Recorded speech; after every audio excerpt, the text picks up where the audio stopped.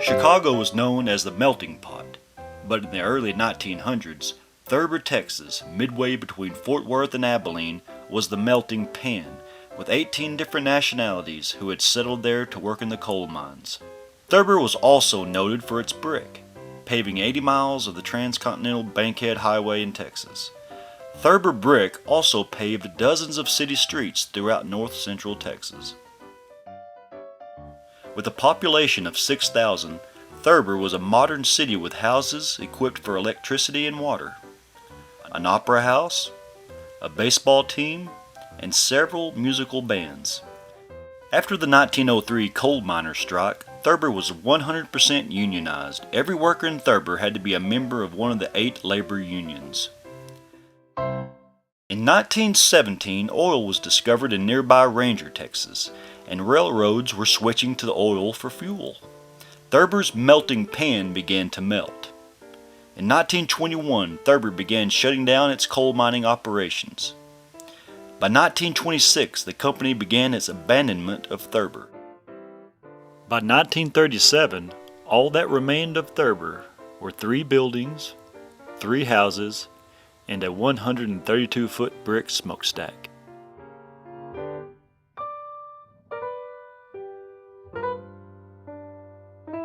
And a cemetery which would be abandoned for 45 years until 1992. The fence was down and cattle grazed in the cemetery. Many graves had wooden crosses or bricks, and as people left Thurber, their intention might have been to return later and place permanent grave markers. But it never turned out that way. In the 1960s, an individual took it upon himself to improve the cemetery appearance by blading the surface of the cemetery with a bulldozer. This ill-conceived restoration attempt removed many indications of unidentified graves, leaving large areas of bare, level ground. The last burials in the cemetery were Lewis White and his mother in 1934, and these were the first graves restored in 1992 when the cemetery restoration began.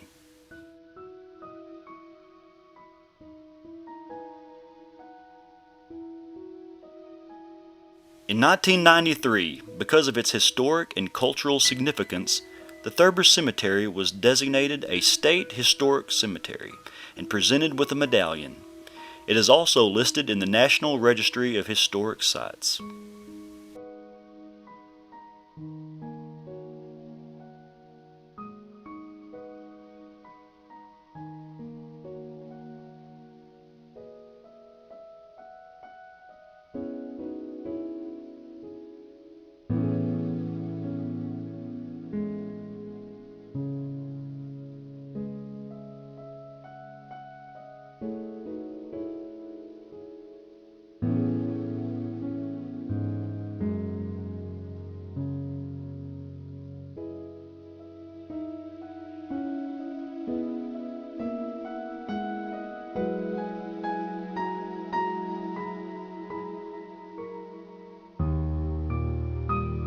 There are many interesting features of this unique cemetery.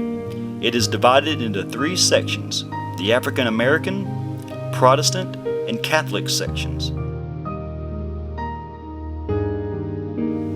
And there was an entry gate for each section.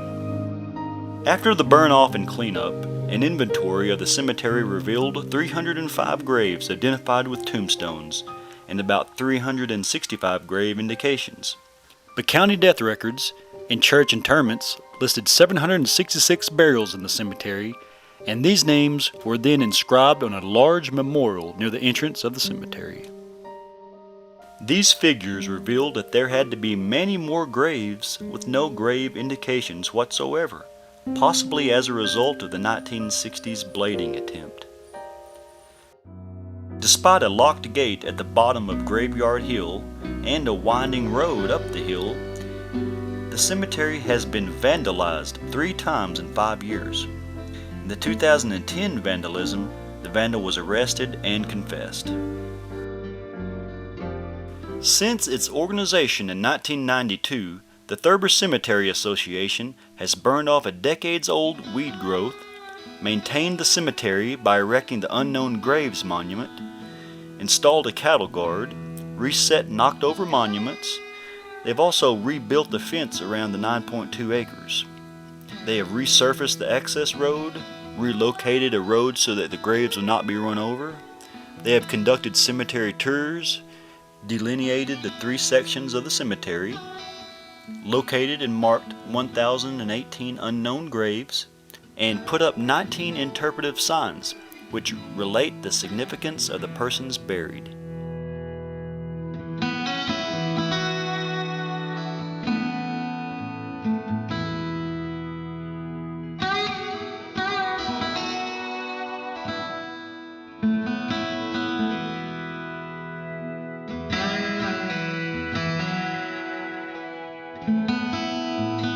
Because of its 45-year abandonment and the 1960s blading of the cemetery, there is one aspect of restoration which is continuous: locating and marking unknown graves on bare, level ground.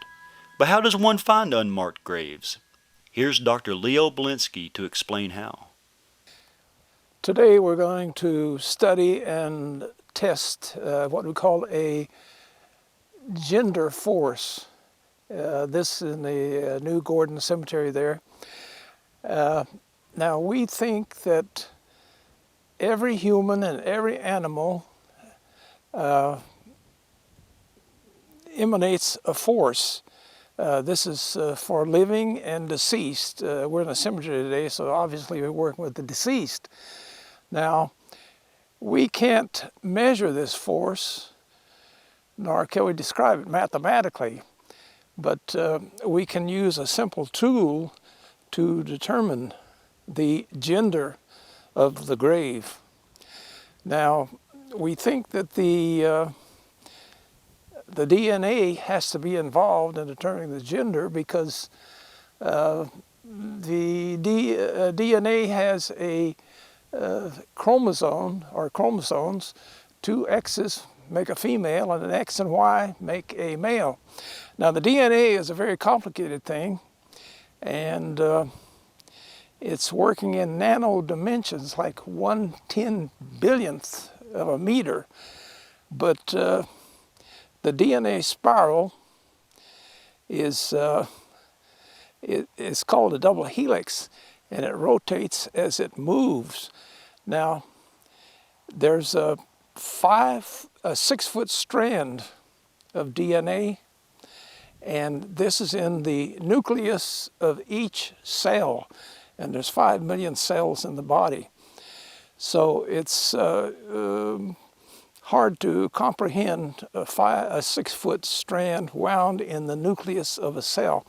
Now if the thing is wound, we think counterclockwise around a protein in the cell called a histone, then as the rod detects the force, then it will swing to the right in alignment with the rotation around the histones.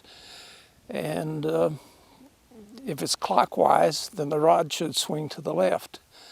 Now, in using the rod, it's we have a little wind problem today, but the rod should be at arm's length and horizontal, pointing to the subject, and then you move forward, and when it encounters the force, the rod will swing to the right or left, because here you got all the forces balanced out. We're balancing out the wind. You can manipulate this rod to take care of the wind. We got gravity, but it should have no motion.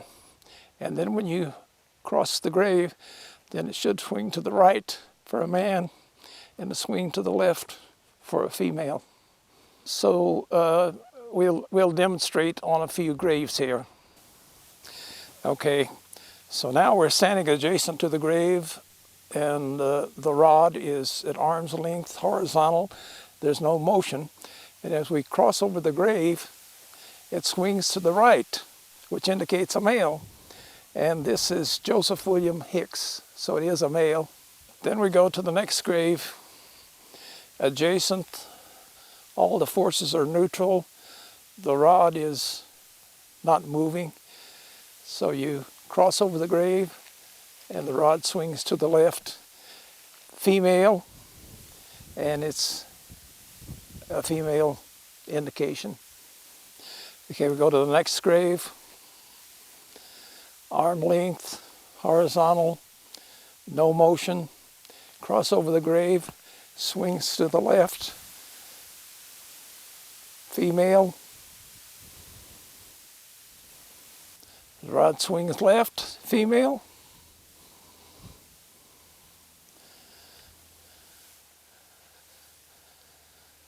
Right. Yep. Okay, I'm Leo Bielinski, and I've been scanning graves for several years now, determining gender and locating graves, and we've recently completed a project in the Thurber Cemetery where we identified over 1,100 graves and then determined the gender, and we set markers identifying the grave and the gender. The graves are marked with concrete blocks and are inscribed with 2 letters, MC for male child, FC for female child, MI for male infant, and so on.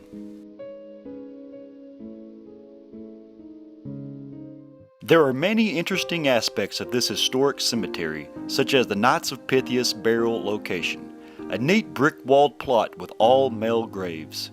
The graves are in 2 parallel rows precisely located, but none of the graves have identification. The graves have been recently located by gravity gradient analysis and marked with white plastic crosses.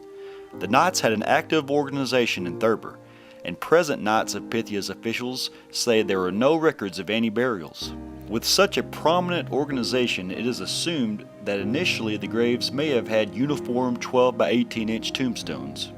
Indeed, if there were identifying tombstones, these could have been removed at some time when the cemetery was abandoned. Recent gravity gradient analysis have discovered what might be a mass burial site. It has long been a mystery of why there was no spike in Thurber deaths during the flu epidemic of 1918. The thought was that the high sulfuric content of the coal might have protected Thurberites. The brickyard and downtown smokestack spewed smoke over the town site, and there were mounds, roads, and paths of cinders from the mines.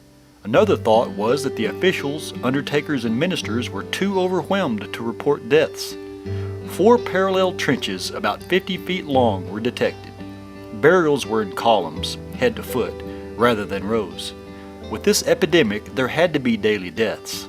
And rather than having to take off work to dig a grave, why not just dig a trench and have graves ready for expected deaths?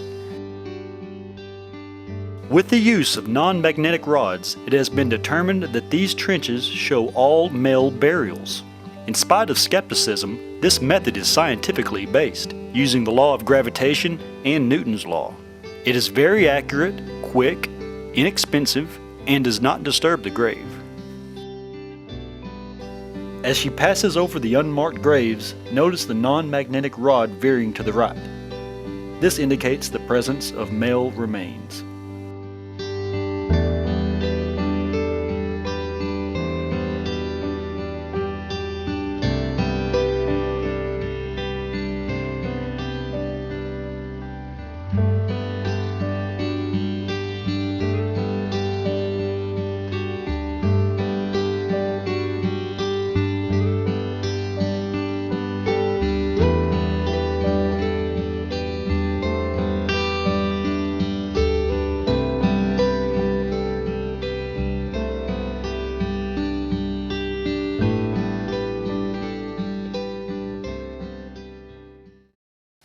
Thurber, as a melting pan, melted long ago, but the handle of the pan might be this Thurber, Texas cemetery, a sad reminder of ancestors who came to Thurber knowing they could find work, betterment in life, and opportunity in the new country. But there was also unfortunate grief in having to leave family and friends behind in Thurber. May their souls and all the souls of the faithful departed rest in peace.